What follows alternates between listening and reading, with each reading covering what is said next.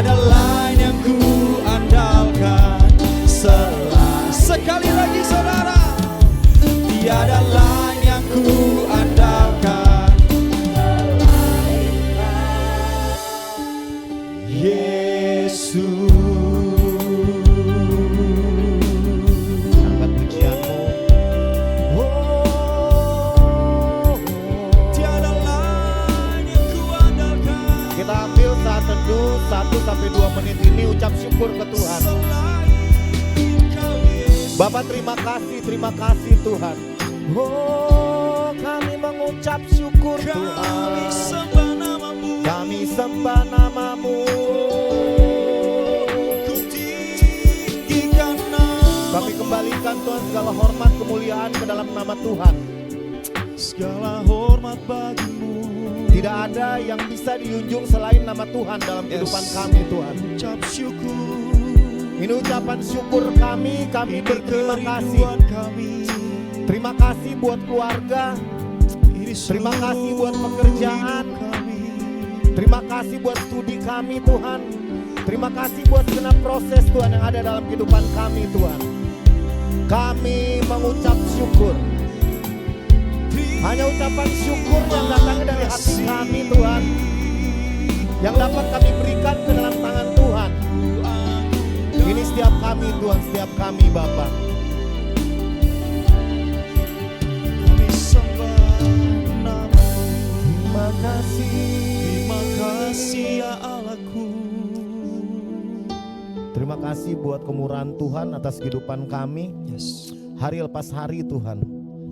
Ada setiap proses yang kami rasakan, mungkin kadang kami beranggapan kami nggak kuat, kami nggak sanggup. Kenapa semua ini bisa terjadi dalam kehidupan kami? Kami lupa ternyata ada tangan kasih Tuhan yang sangat besar untuk kami, yang tidak pernah melepaskan kami Tuhan dalam proses itu. Bapak, hari ini kami sadar Tuhan, dengan satu kata yaitu ucapan syukur. Tidak ada yang sanggup kami berikan ke dalam tangan Tuhan selain ucapan syukur itu. Bapak, terima kasih buat mandat ilahi di tempat ini. Kalau dari awal tadi kami menyerahkan pujian penyembahan kami Tuhan ke dalam tangan Tuhan.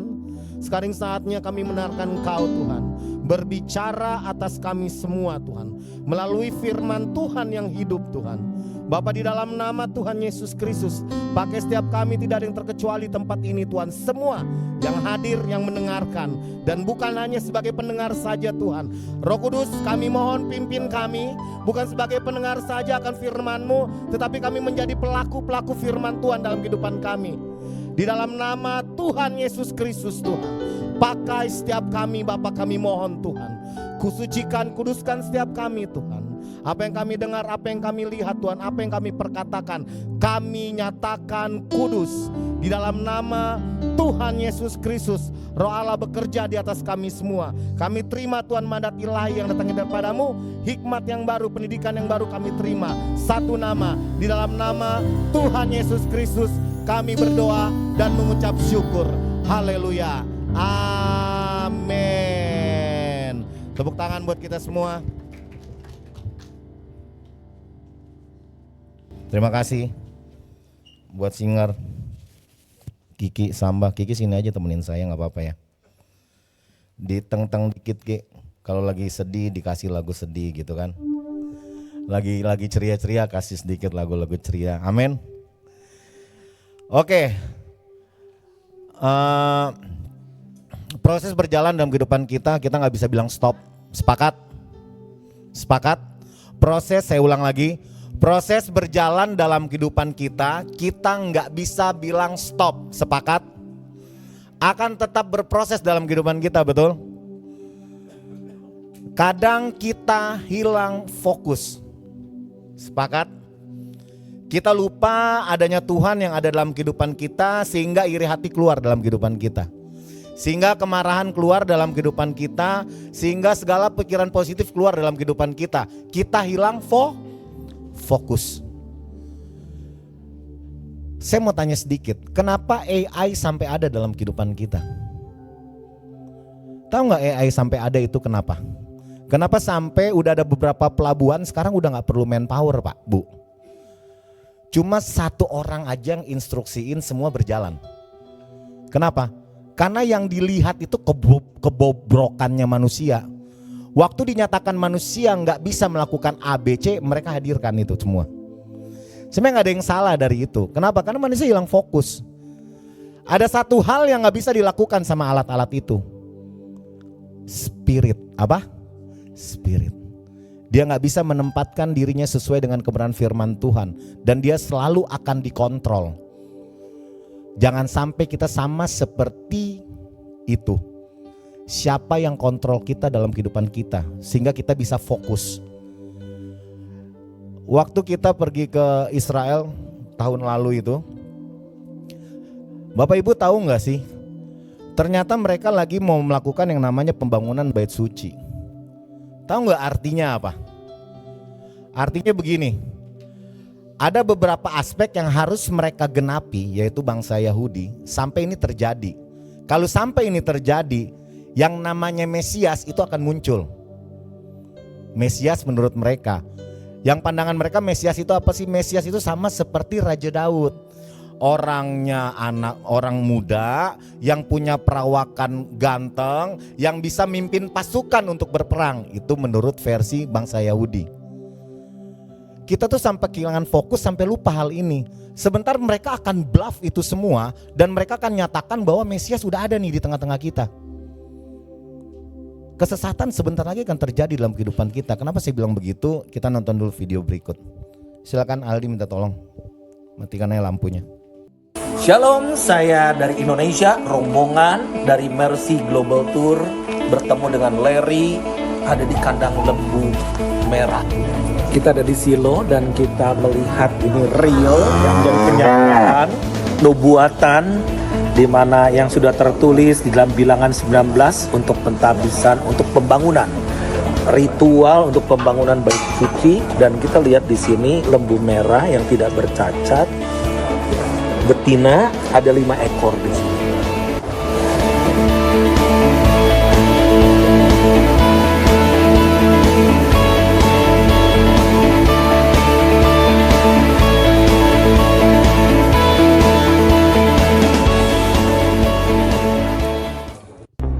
For 2,000 years, it was just a prophecy. Today, that's changing. Many believe that the building of the Third Temple is a major prophetic sign of the end of the world. But has any progress been made with the Third Temple? You're going to understand why this isn't just a religious story. This is a geopolitical earthquake waiting to happen. Preparation number 1. The perfect red heifers. What if I told you that 5 perfect red heifers were just flown into Israel? The Bible talks about a mysterious ritual, one that hasn't been performed for nearly 2,000 years. A ritual involving a perfect red heifer. No spots, no blemishes, never yoked. Why? Because only the ashes of a red heifer can purify the Jewish priests before temple worship begins. Without the red heifer, the temple cannot be used. And for an unclean person, they shall take of the ashes of the burnt heifer of purification for sin. And now, they have the heifers, not just 1, but 5, brought from Texas, raised under strict rabbinical supervision, and waiting. The red heifer must be sacrificed. We are almost there. So what's the timeline? Here's what's expected. 1 will be selected for sacrifice. The ceremony will happen outside Jerusalem, likely on the Mount of Olives.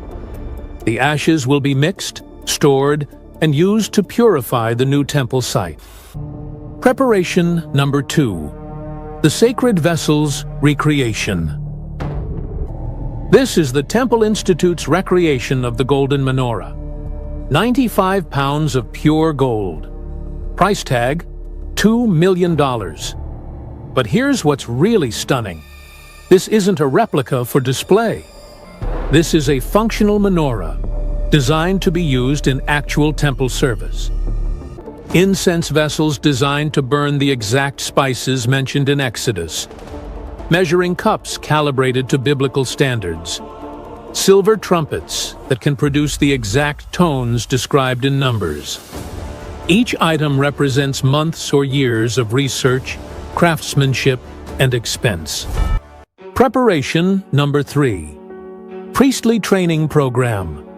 These are modern Jewish men, descendants of the priestly tribe of Levi, being trained to perform temple services that their ancestors haven't practiced since the Roman destruction of Jerusalem.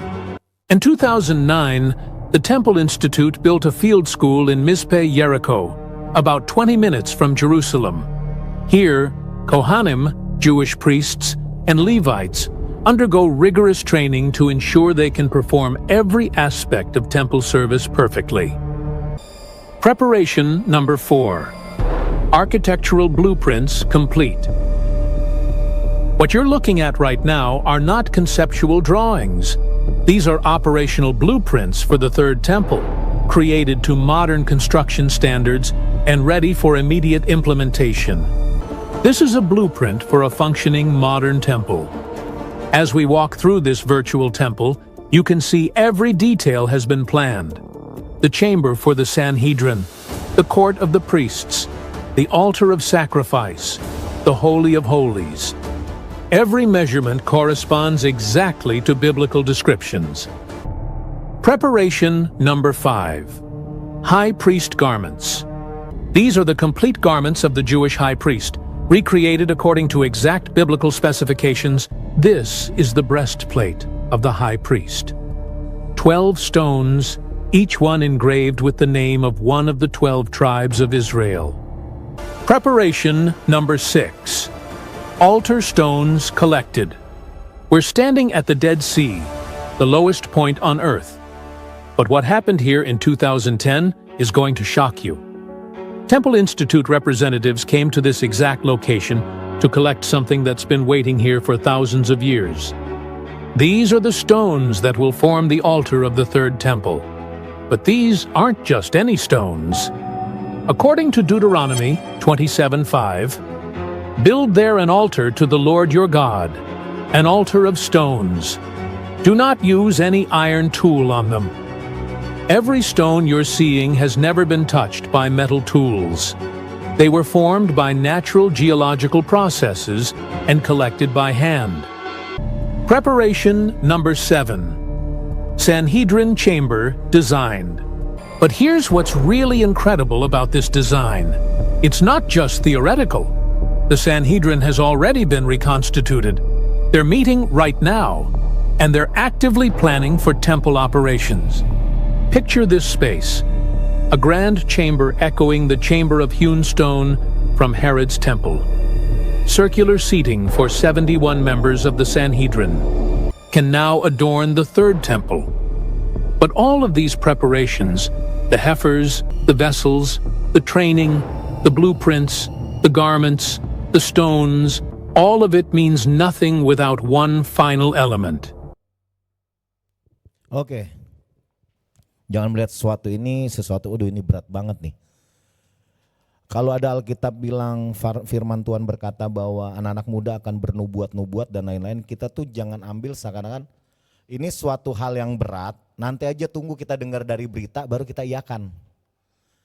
Anak-anak Tuhan itu sebenarnya dari awal bangsa-bangsa berdiri, nubuatannya sudah ada. Indonesia ke depan akan jadi apa, Amerika seperti apa, itu sudah tercatatkan sebelumnya dan nubuatan-nubuatan sudah keluar. Bagi mereka yang dekat dengan firman Tuhan, itu mereka akan paham. Nah sekarang kalaupun kita hilang fokus, akhirnya di sana itu sedang melakukan suatu hal yang besar untuk yang namanya penyesatan, anak-anak Tuhan, apa yang sekarang kita lakukan nih? Kita ambil satu hal dulu deh, yuk kita belajar dari jemaat mula-mula, kita buka firman Tuhannya. Sebentar.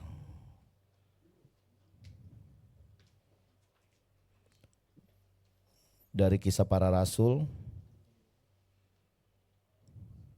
Kisah Para Rasul 2 ayat 41. Ini kemarin saya coba buka di kantor ibadah kantornya Ibu Desra. Kisah Para Rasul 2 ayat yang ke 41. Lembaga Alkitab Indonesia memberikan judul atau tema cara hidup jemaat yang pertama. Yuk kita bacakan yang ganjil perempuan, yang genap laki-laki. Ayat 41 perempuan dulu. 1, 2, 3.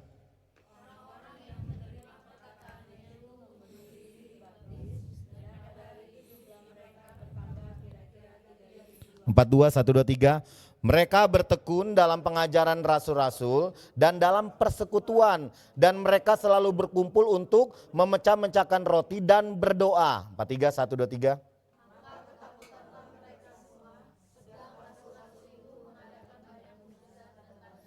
Dan semua orang yang telah menjadi percaya tetap bersatu, dan segala kepunyaan mereka adalah kepunyaan bersama, dan selalu ada dari mereka, ayat 45 perempuan, 1, 2, 3.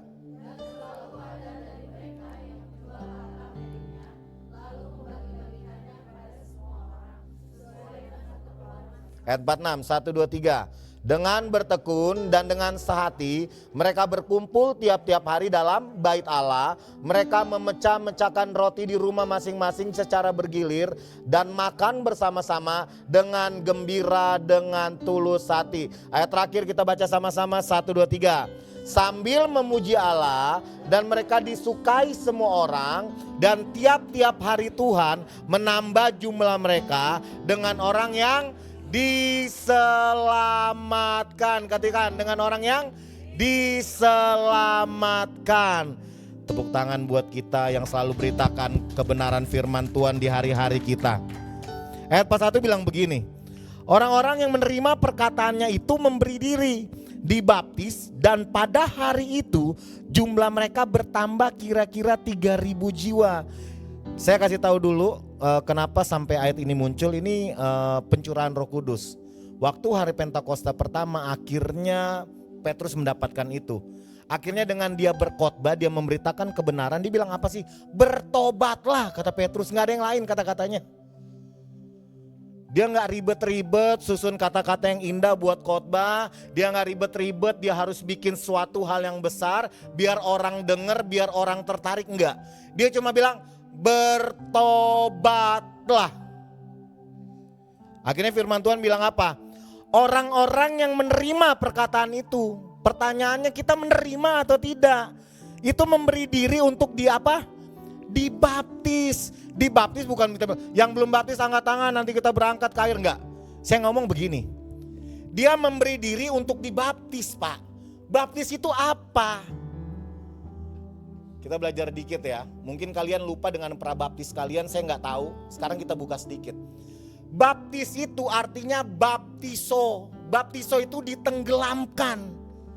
Bukan cuma waktu kita kering, kita turun jadi basah, baru kita berdiri lagi. Enggak. Ditenggelamkan dengan apa? Dengan kematian Kristus, Pak. Kita tuh lupa. Waktu kita lupa karya salib yang sesungguhnya, banyak ngeluh. Waktu dicuekin sama orang kita ngeluh. Gak dihargai sama orang kita ngeluh. Seakan-akan orang itu wajib buat menghargai kita. Banyak terjadi, betul. Karena apa? Lupa. Mendengarkan, kita lupa tuh. Buat bilang apa? Untuk memberi diri untuk dibaptis. Yesus aja dia turun ke maut, dia bilang, "Yu iblis lu udah gak ada sengat yu.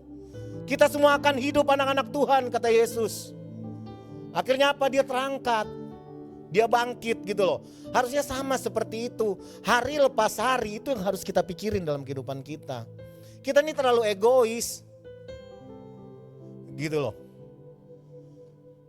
Selalu yang dipandang tuh kita lagi. Doa aku lagi. Tolong aku Tuhan, tolong aku Tuhan, tolong aku Tuhan. Seakan-akan Tuhan gak tolong tuh. Gerak aja gak mau. Bantu orang gak mau, tapi selalu bilang apa? Tolong aku Tuhan. Aduh, step kita harus naik, Pak. Berapa lama kita jadi orang Kristen? Bukan saya bilang saya ini pendoa Pak. Saya nggak alergi sama doa, hidup saya hidup dengan doa. Dimanapun turun mobil aja saya doa. Berasa nggak beres aja sama saya ngantuk dan lainnya saya berdoa, aduh Tuhan terima kasih. Ngantuk, aduh Tuhan terima kasih. Gitu loh, itu kehidupan kita harusnya, amin. Waktu kita bilang dia perkataannya itu memberi diri dibaptis dan pada hari itu juga jumlah mereka bertambah-tambah kira-kira 3.000 orang. Jangan alergi sama jumlah. Banyak kadang pendeta, saya ngomongin ya, enggak. Kita harus bilang baik bahwa kita ini hamba Tuhan. Pendeta itu hanya mandat yang manusia berikan kepada manusia yang lainnya. Akhirnya jadi pendeta. Kita itu hamba Tuhan. Enggak ada yang berdiri di sini lebih suci daripada kita yang duduk di sana. Pak, kepala enggak bisa berdiri sendiri tanpa tubuhnya. Jemaat itu tubuh Kristus. Kalau ada yang di atas mimbar ini bilang dia lebih kudus, dia lebih suci, siap-siap. Gak ada tuh kerajaan Tuhan dia terima dalam kehidupannya.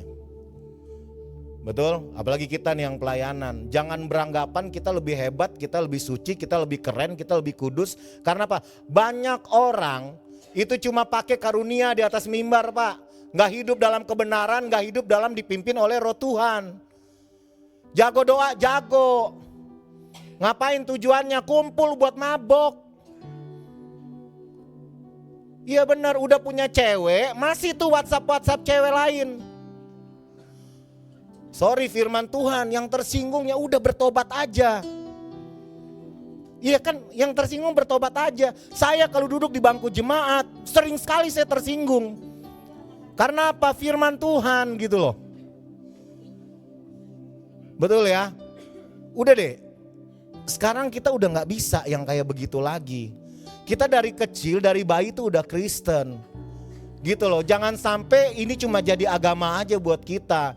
Kata Tuhan kalau gak datang hari Minggu, you berdosa. Kata Tuhan kalau you gak berdoa, you berdosa. Hidup tuh hidup di atas hukum Taurat, siapa yang mampu? Tidak ada satupun dari kita yang mampu, mau mana?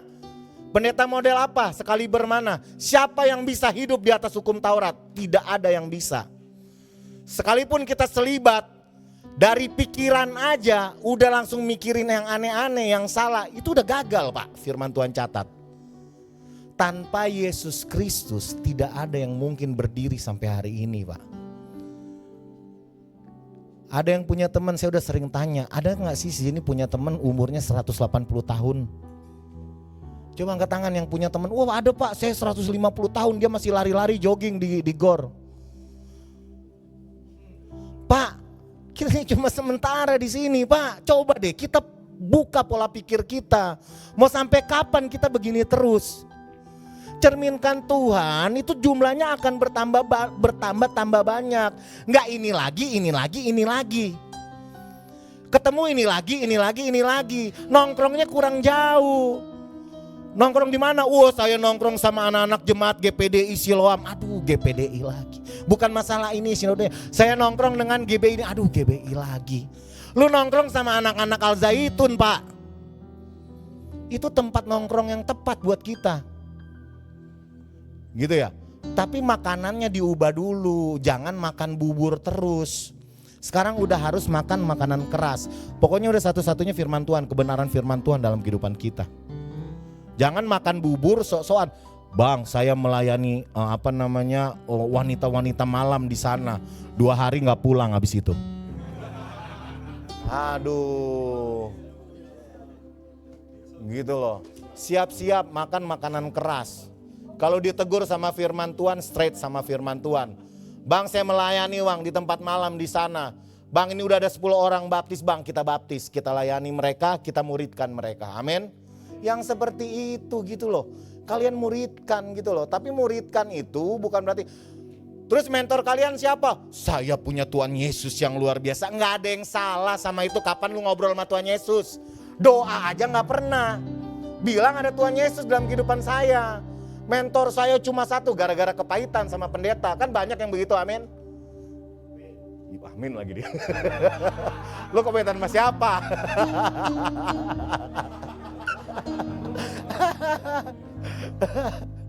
Akhirnya apa? Udah saya nggak perlu dia. Saya langsung aja sama Tuhan Yesus gitu. Tapi doa nggak pernah tuh. Gitulah. Banyak begitu. Mereka bertekun dalam pengajaran ayat 42. Mereka bertekun dalam pengajaran rasul-rasul dan dalam apa?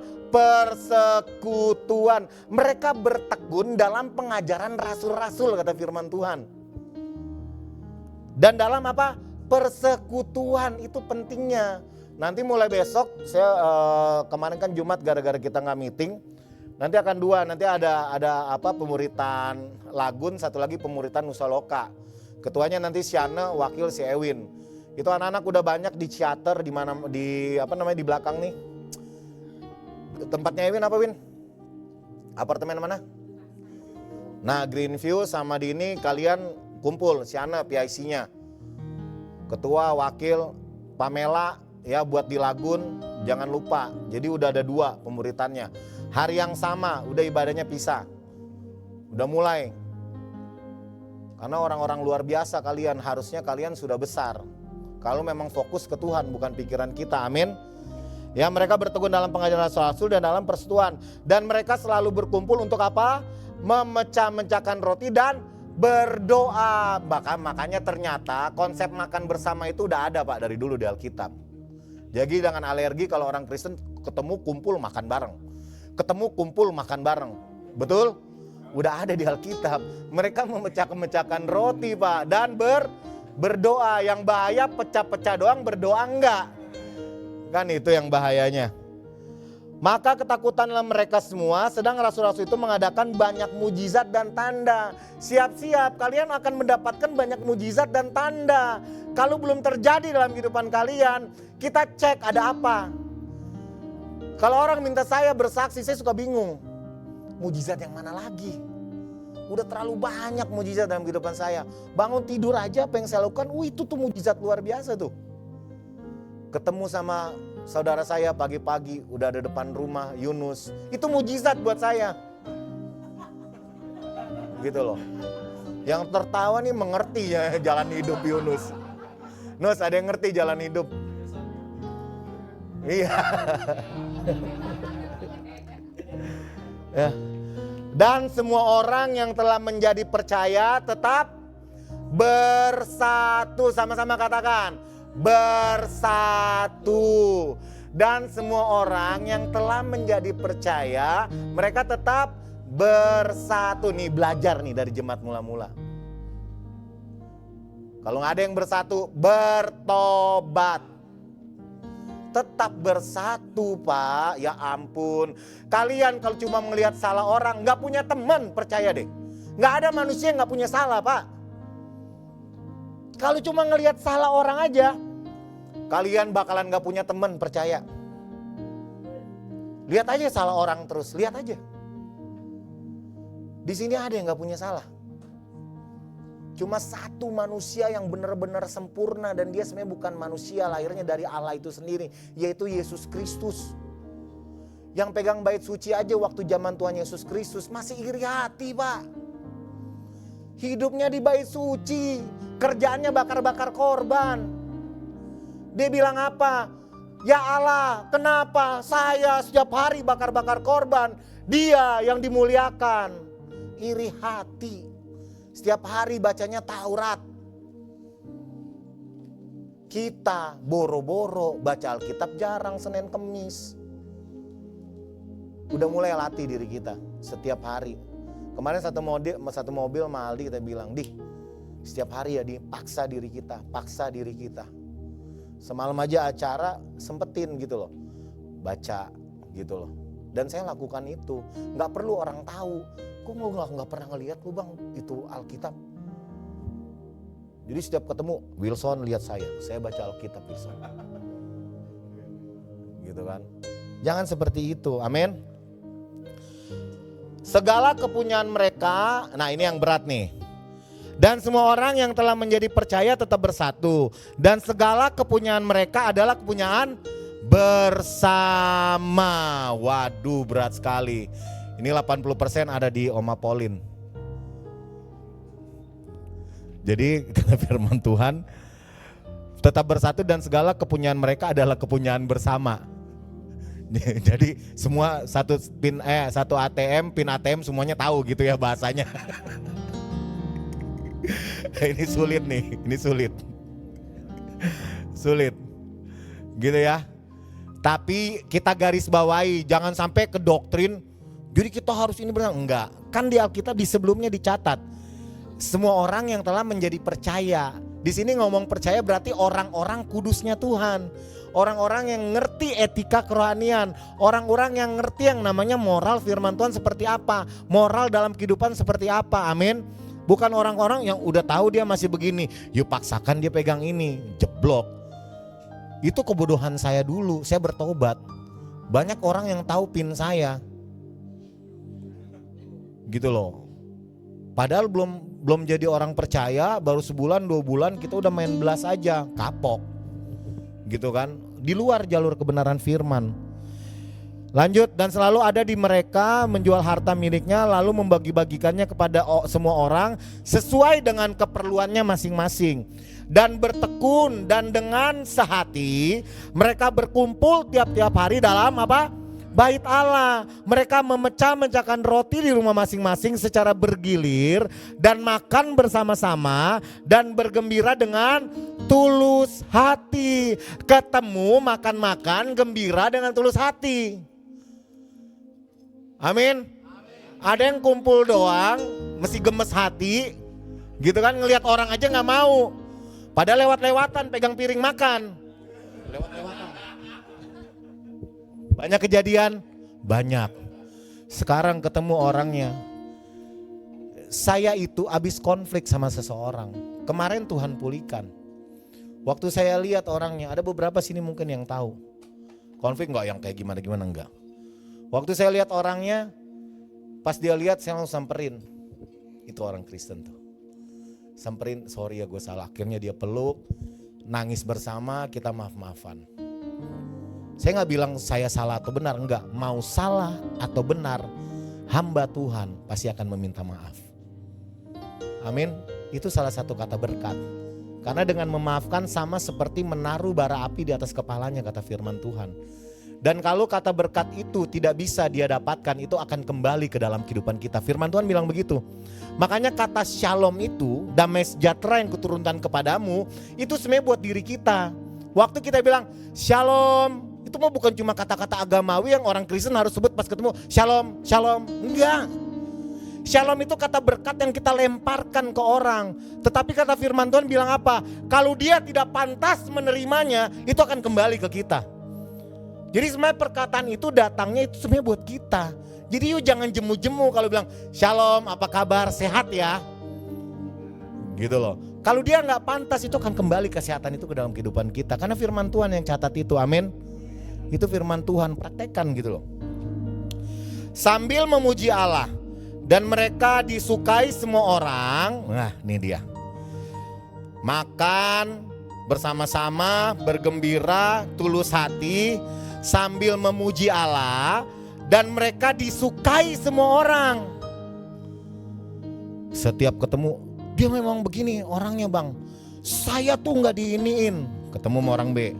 Dia memang begitu orangnya bang. Saya tuh gak disukain. Ketemu sama orang C. Dia ngomong lagi. Dia gitu tuh orangnya bang. Saya gak disukain. Dari 100 temen dia 80 orang gak suka sama dia. Gitu loh. Di sini ini berbanding kebalik sama firman Tuhan. Firman Tuhan bilang apa? Mereka disukai semua orang. Kalau kalian gak disukai semua orang, kita gak disukai semua orang, cek diri kita, pasti ada yang salah tuh. Coba deh cek diri kita. Apakah perkataan kita terlalu menyakitkan orang lain? Udah tolong deh cek diri kita.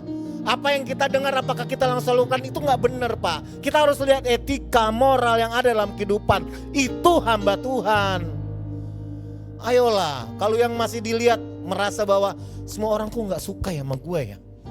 Cek diri kita, kenapa sampai orang gak suka gitu loh. Betul? Jangan semena-mena semua kita lihat lempar keluar. Enggak Pak, orang-orang itu sebagai cerminan dalam kehidupan kita. Waktu kita datang, aduh Pak, aduh Bapak, aduh Mbak Ade, aduh Mbak Ade. Saya seneng kalau ketemu Ade. Jadi orang yang seperti itu. Saya senang ketemu Tirsa, saya senang ketemu nih teman-teman saya di sini. Tadi ketemu mamanya Samba, ibu, wah, itu tuh.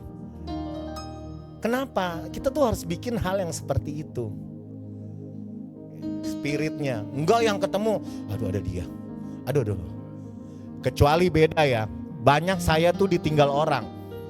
Ada Bang Yopi. Itu beda tuh. Gitu kan. Iya. Ada pernah kejadian, ada waktu WhatsApp ke saya. Ini satu persekutuan besar di Bekasi. Tiba-tiba kirim ke saya.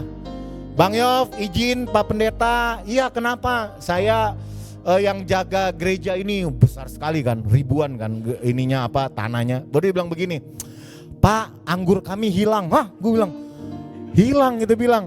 Iya Pak, izin Pak, hilang kita saya nggak tahu. Ini Pak saya kirim CCTV-nya. Wah saya lihat orang-orangnya. Ada yang dia lagi begini.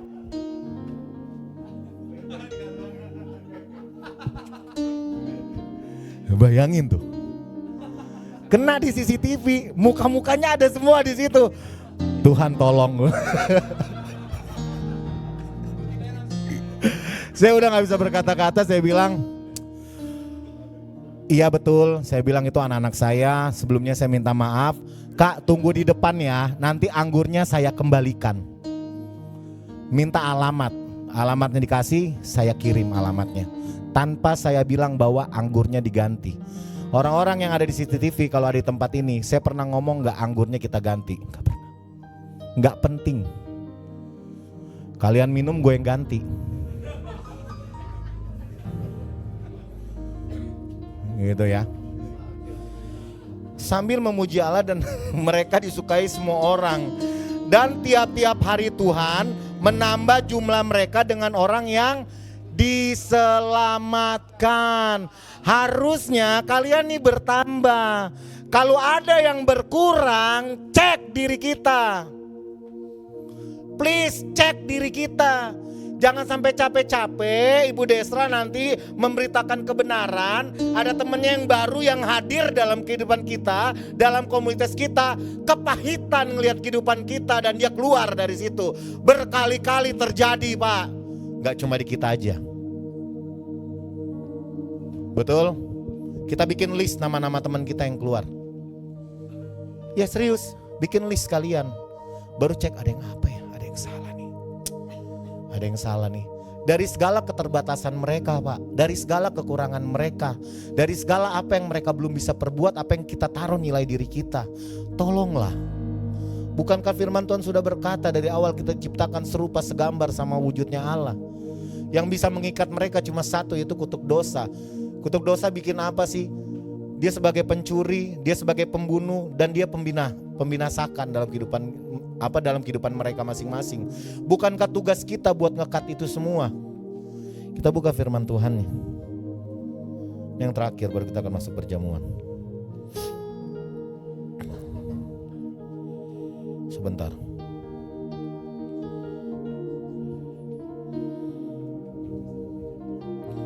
Coba di 1 Timotius 4 ayat 4. 1 Timotius 4 ayat 4.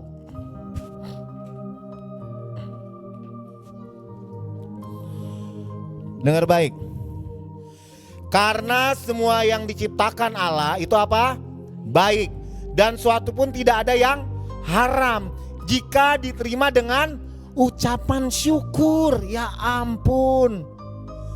Percayalah, kalau dari sekarang kita nggak latih ucap syukur, mau duit 1 juta, 5 juta, 10 juta, 50 juta, 100 juta akan sama rasanya.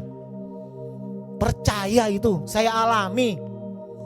Berapapun duit kita, berapapun yang kita punya, nggak didasari dengan ucapan syukur, selesai. Kalian hidup akan sama rasanya. Hal dulu kok begini, besok kok begini, dia lupa. Lusa lagi, aduh kok gue begini ya, gitu loh. Ucap syukur, oh ya Tuhan terima kasih, keren banget nih, terima kasih. Ada job meskipun kecil, dikit, oh Tuhan terima kasih. Lakunya cuma 1 biji, 2 biji, oh Tuhan terima kasih. Pak lihat ke bawah, banyak yang gak laku-laku Pak. Percayalah. Sebab semua itu apa? Dikuduskan oleh firman Allah dan oleh doa. Makanya baca firman Tuhan, berdoa setiap hari. Itu udah landasan dasar kita. Belajar. Udah dipermudah dengan aplikasi, Pak. Ya ampun. Udah ada aplikasi aja, suruh cek mana handphonenya, Alkitab aja kagak ada. Ayolah mulai sekarang lah, yuk kita makan makanan keras sekarang. Amin. Ya. Karena semua ciptakan Allah itu baik dan satu pun tidak ada yang haram jika diterima dengan ucapan syukur. Sebab semuanya itu dikuduskan oleh firman Allah. Paham gak sampai sini? Firman Allah dan oleh doa. Gitu loh. Yang dikatakan baik, nih yang dikatakan baik itu oleh yang diciptakan Allah itu baik. Itu berarti yang sudah dikuduskan oleh apa? Firman Allah. Sebelum dikuduskan sama firman Allah itu dinyatakan memang belum baik, Pak. Makanya teman-teman kita yang lain yang belum mengenal firman Tuhan, tugas kita bukan ngejudge, tugas kita perkenalkan firman Tuhan dalam kehidupannya. Biar apa? Setelah mereka dikuduskan dengan firman Allah, percaya nggak percaya janji firman Tuhan, mereka akan baik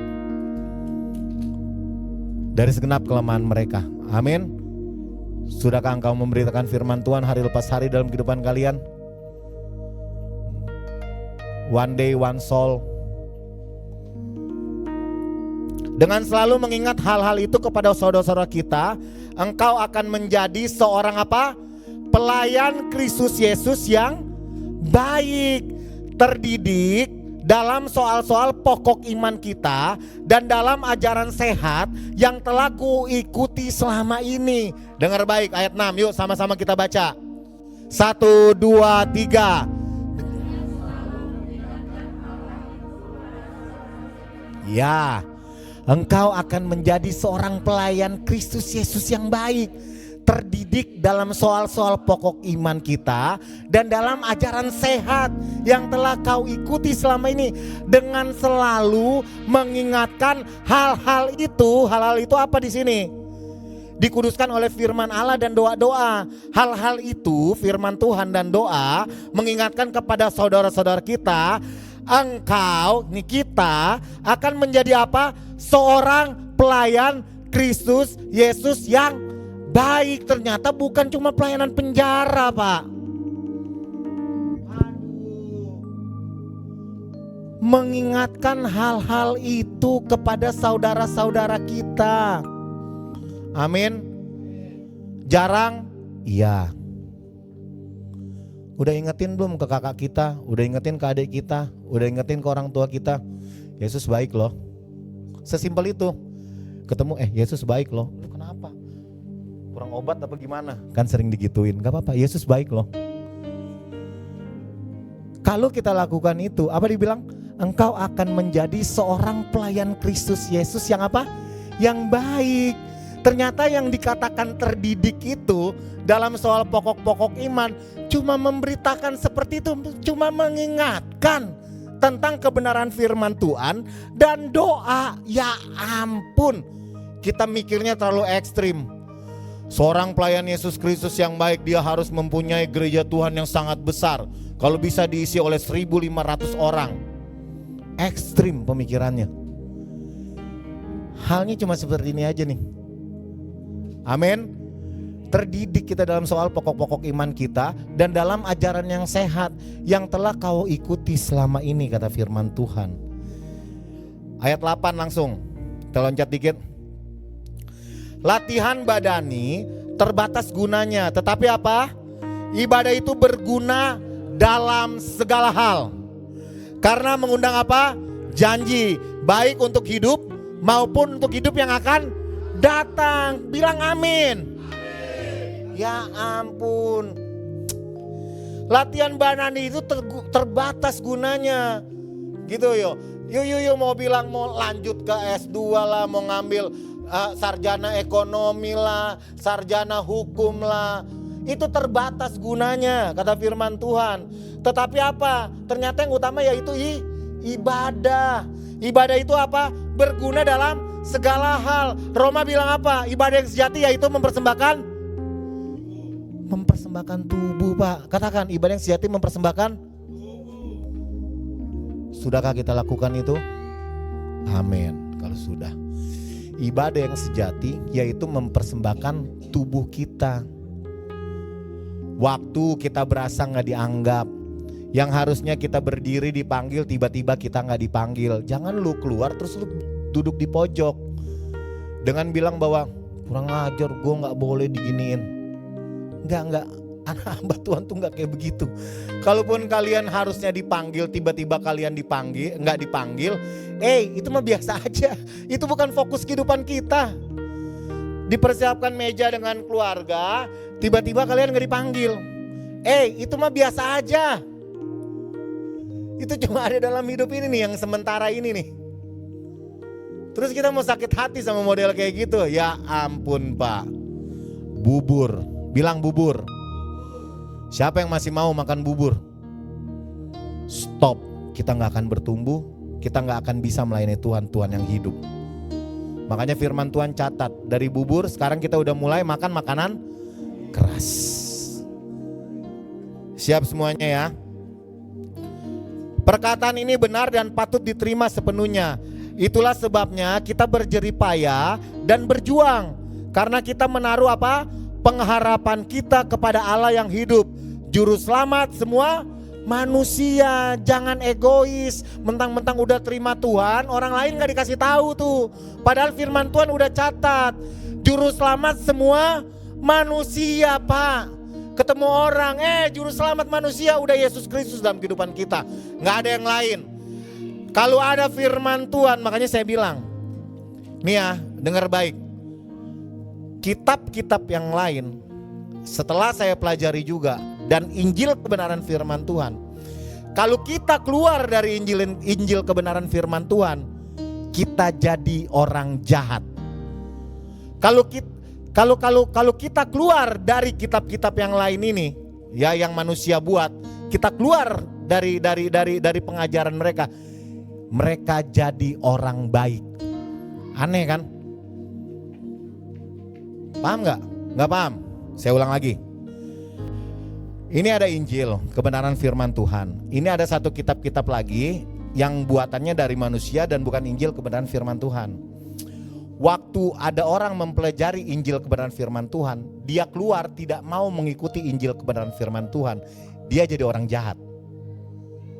Firman Tuhan bilang, tampar pipi kanan, kasih pipi kiri, berbuat baik. Buat apa engkau berbuat baik kepada orang yang baik? Kan begitu kata Injil kebenaran firman Tuhan. Tetapi berbuat baiklah kepada orang yang sudah menjahati engkau. Meminta berkatlah kepada orang yang sudah menjahati engkau. Ini kan kalau bukan dari surga, dari mana lagi, Pak? Sedangkan yang lain bilang, kalau engkau bertemu mereka di pinggir jalan, persempit jalannya, ambil hartanya, tusuk orangnya, matikan orangnya. Waktu dia keluar dari kebenaran yang satu ini, yang katanya kebenaran, dia jadi orang baik tuh. Dia gak mau membunuh, dia gak mau menyakiti orang lain, betul? Gitu. Waktu kita perhadapkan dua ini, secara manusia etika dia akan memilih Injil kebenaran firman Tuhan. Jangan takut, Pak. Kita kenapa diperhadapkan dengan takut dengan yang lain? Karena kita gak tahu isi yang lain tuh apa. Waktu kalian tahu isi yang lain ini, ngeri. Percayalah, makanya sekarang kita sama-sama. Yang pertama itu mengucap syukur dalam segala hal. Firman Tuhan udah catat, tim semuanya yuk yang bertugas silakan maju. Jika engkau baik-baik mendengarkan suara Tuhan Allahmu dan melakukan dengan setia segala perintahnya yang kusampaikan kepadamu pada hari ini, maka Tuhan Allahmu akan mengangkat engkau di atas segala bangsa di bumi, kata firman Tuhan. Yuk sama-sama kita bangkit berdiri, kita baca ayat ini. Bangkit berdiri.